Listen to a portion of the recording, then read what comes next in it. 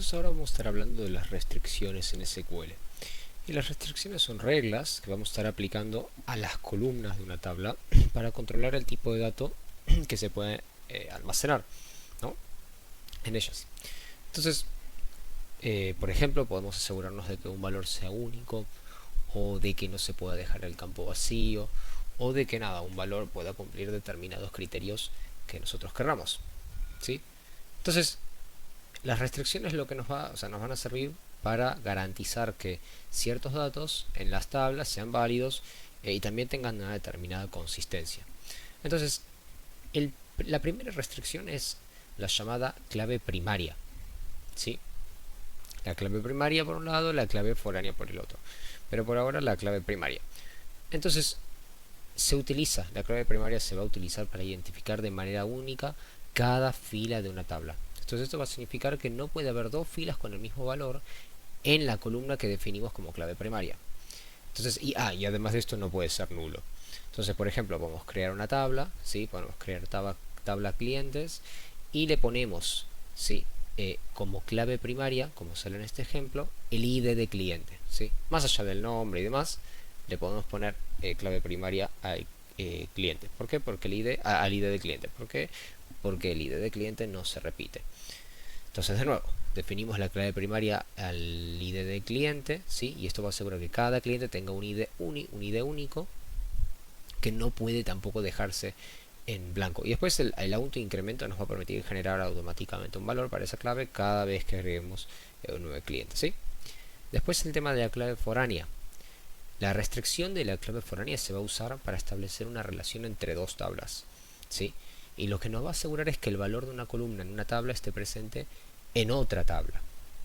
Y esto va a garantizar lo que, no sé, en otras cosas desconozco, pero al menos en SQL llamamos integridad referencial, ¿sí? Entonces, de nuevo, podemos crear otra tabla, esta tabla que sea órdenes, ¿sí? En donde la clave foránea acá, vean que está el ID del cliente en esta nueva tabla órdenes, ¿sí? Y la clave foránea, ¿cuál es? Bueno, es el ID del cliente, que es la clave foránea en la tabla de clientes. Ahora, la clave primaria en la tabla de órdenes es el orden, el ID del orden. Y en esta tabla de nuevo está el ID del cliente y por eso es una clave foránea, ¿sí? Entonces, la columna, la columna del ID del cliente en la tabla órdenes es una clave foránea que referencia la columna, va a referenciar la columna, el ID de cliente, o sea, la columna ID cliente, ¿sí?, de la tabla cliente. Y esto lo que va a asegurar es que no podemos crear una orden sin que exista un cliente correspondiente en la tabla clientes. Después, por otro lado, está la restricción de único, ¿sí?, que lo que va a hacer es va a asegurar que los valores de una columna sean únicos, básicamente. Es decir, no pueden repetirse. Bastante sencillo. Podemos crear una tabla que sea de clientes, ¿sí? El ID de cliente va a ser de tipo numérico, va a ser que se autoincremente, va a ser una clave primaria, y después le podemos poner un mail que tenga varchar 150 caracteres, no nulo, no se puede dejar nulo, y que sea único. ¿Por qué? Porque el email es único. Después hay una restricción que es para evitar, ya lo acabamos de ver de hecho, que los valores no sean nulos. Entonces, se va a evitar que básicamente la columna quede vacía. Entonces, al crear una tabla de productos, por ejemplo, ¿sí?, podemos tener que el ID del producto, de nuevo, sea int, se autoincremente, sea la clave primaria, ¿sí?, de la tabla de productos y demás, y podemos hacer que el nombre y el precio de aquello que vamos a vender sean un nulo, es decir, no se puede dejar vacío. Es muy fácil y es muy útil. Después el check también se puede usar, nos va a permitir definir una condición que debe cumplirse para que un valor sea válido.